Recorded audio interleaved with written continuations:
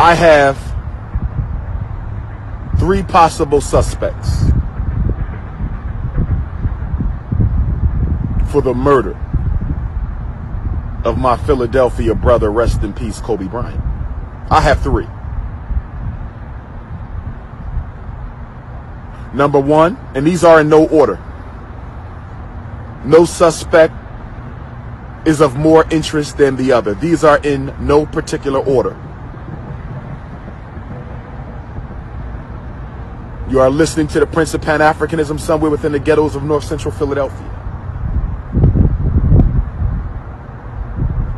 The NBA, as a multinational corporation, is a suspect in Dr. Umar's investigation.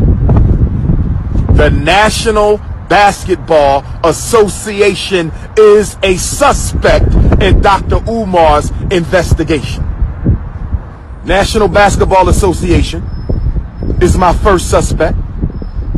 My second suspect is the pharmaceutical industry. The pharmaceutical industry. The pharmaceutical industry. The pharmaceutical industry is my second suspect. And my third and final suspect, and all of this can change based on the information.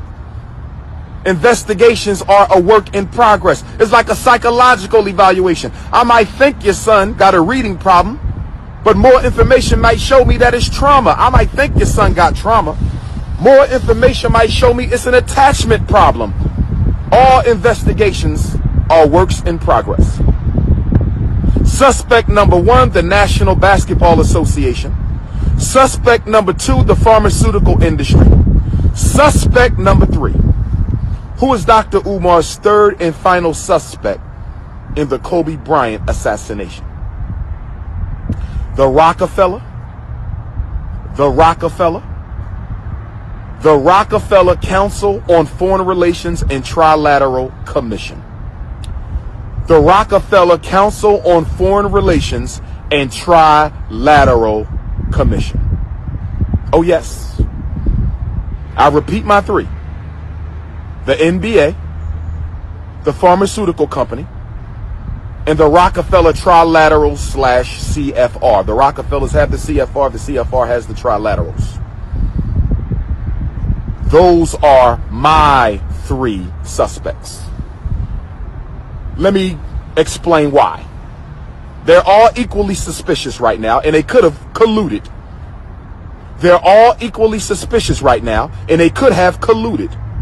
They're all equally suspicious right now, and they could have colluded. The NBA, the pharmaceutical industry, and the Rockefeller CFR and Trilaterals.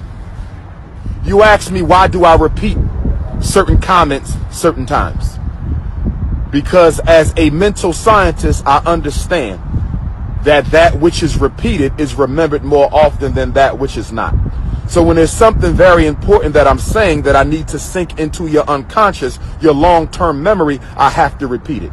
We also know that information that is presented more than 3 to 5 seconds has a higher likelihood of being encoded into your long-term memory, long-term storage. Remember, you're talking to the greatest black psychologist of the 21st century.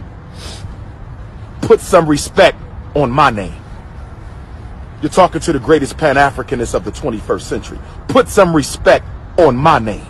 You're talking to the greatest black school psychologist, Pan-Africanist, orator of the 21st century. I know we only 20 years in. We got 80 more to go, but so far, I'm leading. The reason I believe the NBA is suspicious is because Kobe Bryant was building a very strong business foundation in Red China. For the last couple of years, Kobe Bryant has been building a very powerful business foundation in Red China. As you know, America can't stand China because China is the only country America cannot be in a straight up war. America has been trying to destabilize China. That's why you got bird flu and all these other flus. They keep popping up on the Chinese people to disrupt the society in order to sabotage the Chinese economy. America can't stand China. The only reason why the NBA is over there having games is they're trying to use the NBA as a velvet glove for the iron fist of white capitalism to try to get in and destroy from within. I said the reason the NBA is having games in China is because that is a front for the United States power structure so that they can get in and destroy from within. And the other reason why the NBA is having games in China is because Kobe Bryant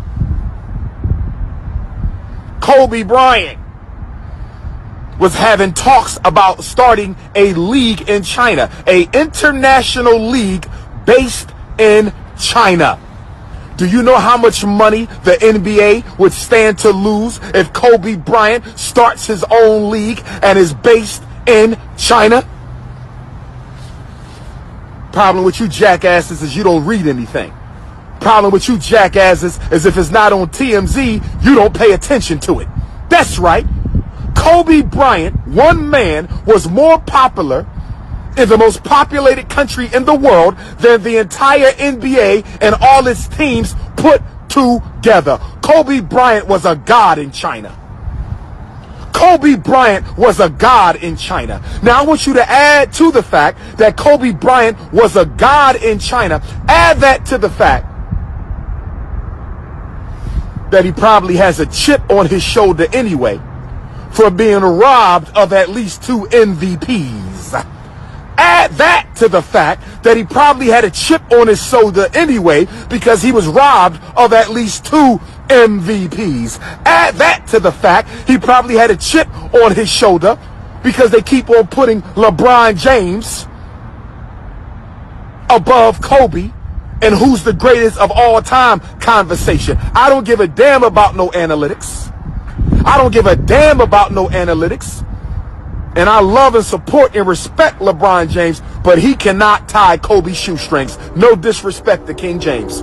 You are not on Kobe's level. No disrespect to King James. The only reason why they leave Kobe out of that conversation is because an alleged charge of sexual improprieties that we're not going to get into. That's right. Kobe Bryant's business ventures posed a threat to the NBA's success. Kobe Bryant was more popular in China than everybody else put together. That's the point that I'm making. Kobe Bryant's business activity as a retired NBA athlete was not your usual investments for a retired NBA player. Kobe Bryant was on some next level shit, brothers and sisters. Kobe Bryant was on some next level shit, brothers and sisters. A lot of our NBA players, they retire, they get a restaurant, get a nightclub, get a clothing company, open up a couple small businesses. Ain't nothing wrong with that. Kobe Bryant was on some next level shit. He wasn't on no small time business. Kobe Bryant was investing in legal companies globally, video game development, international sports leagues,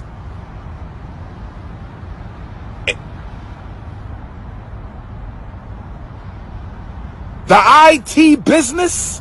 Kobe was on some big shit. He was on some Bill Gates shit. He wasn't on no small time shit. They said by the time Kobe retired, he'd have made almost $1 billion in the NBA alone with his endorsements.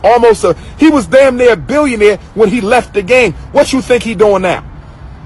He got a damn Hollywood production company. It ain't as big as Tyler Perry's, but he was on his way. Kobe Bryant was investing in animation. You know how much money they make off of animation? Excuse me, Avatar? Excuse me, Star Wars? Do you realize some of the biggest films in American history, global history, were animated films? And are you aware that China is the heaven for animation? The Chinese IT business corners the market when it comes to animation. Kobe was moving silently, but moving powerfully.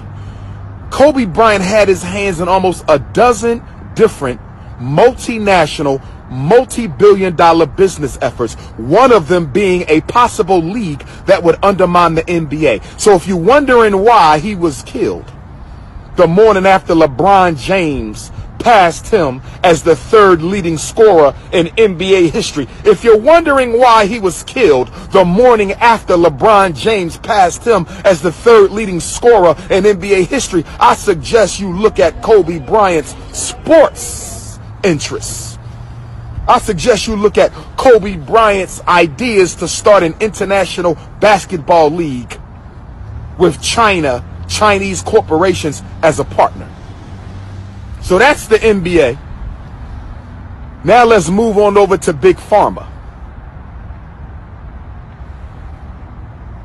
At the time of his death,